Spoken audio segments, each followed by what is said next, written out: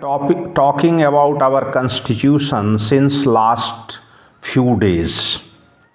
Now I am going to start a part of nature of the federal system. This is also a part of our constitution of India. India, a union of states. Article 1 of our constitution says India, that is Bharat, shall be union of states. While submitting the draft constitution, Dr. Ambedkar, the chairman of the drafting committee, stated that although its constitution may be federal in structure, the committee has used the term union because of certain advantages. These advantages, he explained in the Constituent Assembly, were to indicate two things. As for example, that is the Indian Federation is not the result of an agreement by the units, and that the component units have no freedom to secede from it. The word union, of course, does not indicate any particular type of federation, inasmuch it is used also in the preamble of the Constitution of the Union States, the model of federation in the preamble of the British and North America Act, which according to the Lord Halden did not create a true federation at all. In the preamble to the Union of South Africa Act 1909, which patently set up a unitary constitution, and even in the Constitution of the USSR, which formally acknowledges a right of secession, Article 72, to each republic that is unit of the Union. We have therefore to examine the provisions of the Constitution itself, apart from the label given to it by the draftsman, to determine whether it provides a federal system as claimed by Dr. Ambedkar, particularly in view of its criticism, as will be presently seen labeled against the federal claim by some foreign scholars. The difficulty of any treatment of federalism is that there is no agreed definition of the federal state. The other difficulty is that it is habitual with scholars on the subject to start with the model of the United States, the oldest 1787 of all federal constitutions in the world, and to exclude any system that does not conform to the model from the nomenclature of federation. But numerous countries in the world have since 1787 adopted constitutions having federal features, and if the strict historical standard of the United States be applied to all these later constitutions, few will stand the test of federalism save perhaps Switzerland and Australia. Nothing is, however, gained by excluding so many recent constitutions from the federal class, for according to the traditional classification followed by the political scientists, constitutions are either unitary or federal. It is if therefore a constitution partakes of some features of both types, the only alternative is to analyze those features and to ascertain whether it is basically unitary or federal. Although it may be subsidiary variations, a liberal attitude towards the question of federalism is therefore inevitable, particularly in view of the fact that recent experiments in the world of constitution making are departing more and more from the pure type of either unitary or a federal system.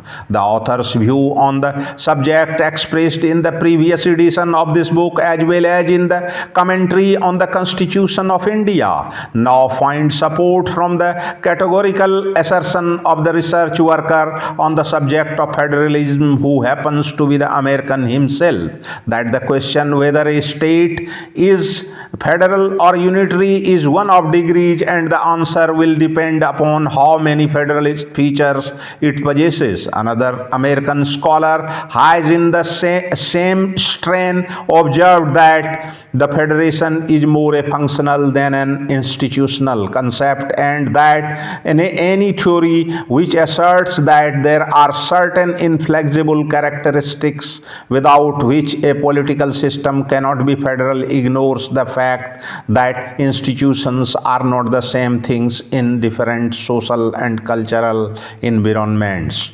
To anticipate the author's conclusion, the constitutional system of India is basically federal, but of course with the striking unitary features. In order to come to this conclusion, we have to formulate the essential minimal features of the federal system as to which there is common agreement amongst political scientists.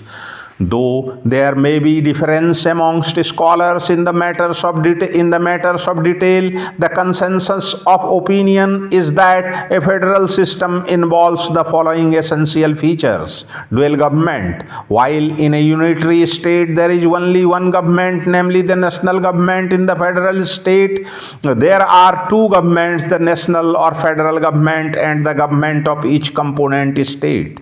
Though a unitary state may create local subdivisions, such local authorities enjoy an autonomy of their own but exercise only such powers as are from time to time delegated to them by the national government, and it is competent for the national government to revoke and the delegated powers or any of them at its will. A federal state, on the other hand, is the fusion of several states into a single state in regard to matters affecting common interest, while each component state enjoys autonomy in regard to other matters. The component states are not mere delegates or agents of the federal government, but both the federal and state governments draw their authority from the same source, viz. The constitution of land. On the other hand, a component state has no right to secede from the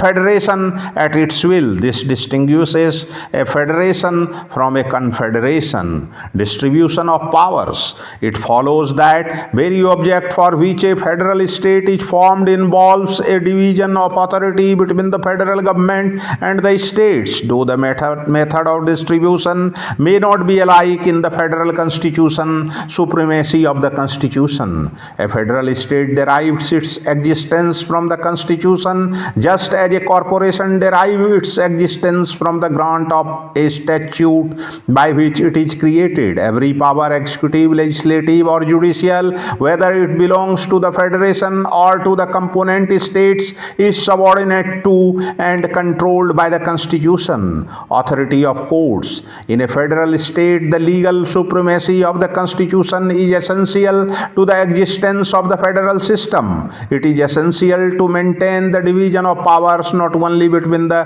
coordinate branches of the government but also between the federal government and the states themselves. This is secured by vesting in the courts a final power to interpret the constitution and nullify and action on the part of the federal and state governments or their different organs which violates the provisions of the constitution. Not much pains need to be taken to demonstrate that the political system introduced by our constitution possesses all the aforesaid essentials of a federal polity. Thus the constitution is the supreme organic law of our land, and both the union of the state governments as well as their respective organs derive their authority from the constitution, and it is not competent for the states to secede from the union. There is division of legislative and administrative powers between the union and the state governments, and the Supreme Court stands at the head of our judiciary to jealously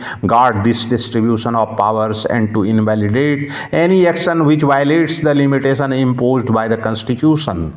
This jurisdiction of the Supreme Court may be resorted to not only by a person who has been affected by the union or state law which according to him has violated the constitutional distribution of powers, but also by the union and the states themselves by bringing taking a direct action against each other before the original jurisdiction of the Supreme Court under Article 131. It is because of the basic federal structure features that our Supreme Court has described the Constitution as federal. But though our Constitution provides these essential features of a federation, it differs from typical federal system of the world in the certain fundamental respects. The mode of formation, a federal union of the American type, is formed by the voluntary agreement between a number of sovereign and independent states for the administration of certain affairs of general concern. But there is an alternative mode of Canadian type if Canada is admitted into the family of federations, namely that the provinces of a unitary state may be transformed into a federal union to make themselves autonomous. The provinces of Canada had no separate or independent existence apart from the colonial government of Canada, and the union was not formed by any agreement between them, but was imposed by British statute, which withdrew from the provinces all their former rights and then redivided them between the Dominion and the provinces. Though the Indian Federation resembles the Canadian Federation in its centralizing tendency, it even goes further than the Canadian precedent. The federalism in India is not a matter of administrative convenience, but one of principle. India has a thoroughly centralized unitary constitution until the Government of India Act 1935. The provincial governments were virtually the agents of the central government, deriving powers by delegation from the latter.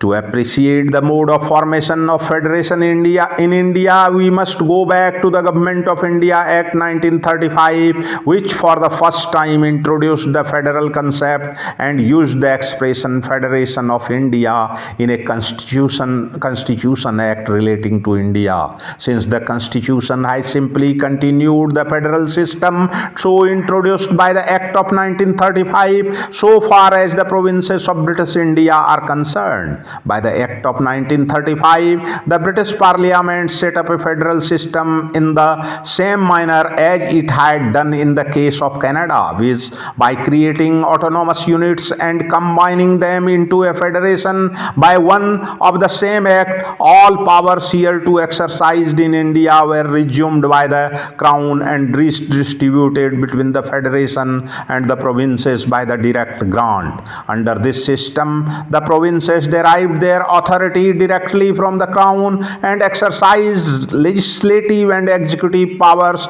broadly free from central control within a defined sphere. Nevertheless, the center retained control through the governor's special responsibilities and his obligation to exercise his individual judgment and discretion in certain matters, and the power of the center to give direction to the provinces. The peculiarity of thus converting a unitary system into a federal one can be best explained in the words of the Joint Parliamentary Committee on Indian Reform. Of course, in thus converting a unitary state into a federation, we should be taking a step for which there is no exact historical precedent. Federations have commonly resulted from an agreement between independent or at least autonomous governments surrendering a defined part of their sovereignty or autonomy to a new central organism.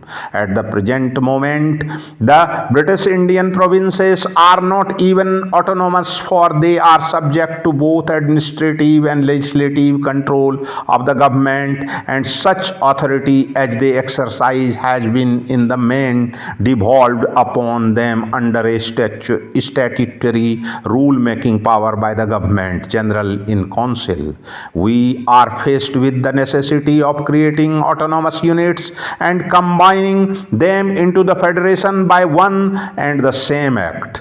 It is well worth remembering this peculiarity of the origin of the federal system in India. Neither before nor under the Act of 1935 the provinces were in any sense sovereign states like the states of the American Union. The Constitution too has been framed by the people of India assembled in the Constituent Assembly, and the Union of India cannot be said to be the result of any compact or agreement between autonomous states so far as the provinces are concerned. The progress had been from a unitary to a federal organization, but even then this has happened not because the provinces desired to become autonomous units under the federal union. As in Canada, the provinces, as just seen, had been artificially made autonomous within the defined shape by Government of India Act 1935, which the makers of the Constitution did so was to associate the Indian states with these autonomous provinces into a federal union, which each Indian states had refused to accede to in 1935. Some amount of homogeneity of the federating units in a condition for their desire to form a federal union, but in India the position has been different from the earliest times. The Indian states had a separate political entity, and there was little that was common between them and the provinces which constituted the rest of India. Even under the federal scheme of 1935, the provinces and the Indian states were treated differently. The accession of the Indian states to the system was voluntary, while it was compulsory for the provinces, and the powers exercisable by the federation over the Indian states were also to be defined by the instruments of accession. It is because it was optional with the rulers of the Indian states that they refused to join the federal system of 1935. They lacked the federal sentiment, that is, the desire to form a federal union with the rest of India. But as already pointed out, the political situation changed with the lapse of paramountcy of the British Crown, as a result of which most of the Indian states acceded to the dominion of India on the eve of the independence of India. The credit to the makers of the Constitution therefore lies not too much in bringing the Indian states under the federal system, but in placing them as much as possible on the same footing as the other units of the federation under the same Constitution. In short, the survivors of the old Indian states in Part B13 of the first schedule were, with minor exceptions, placed under the same political system as the old provinces states in Part A13. The integration of the units of the two categories has eventually been completed by eliminating the separate entities of states in Part A and states in Part B, and replacing them by one category of states by the Constitution 7th Amendment Act 1956. This is all about today's nature of the federal system. Thanks, regards.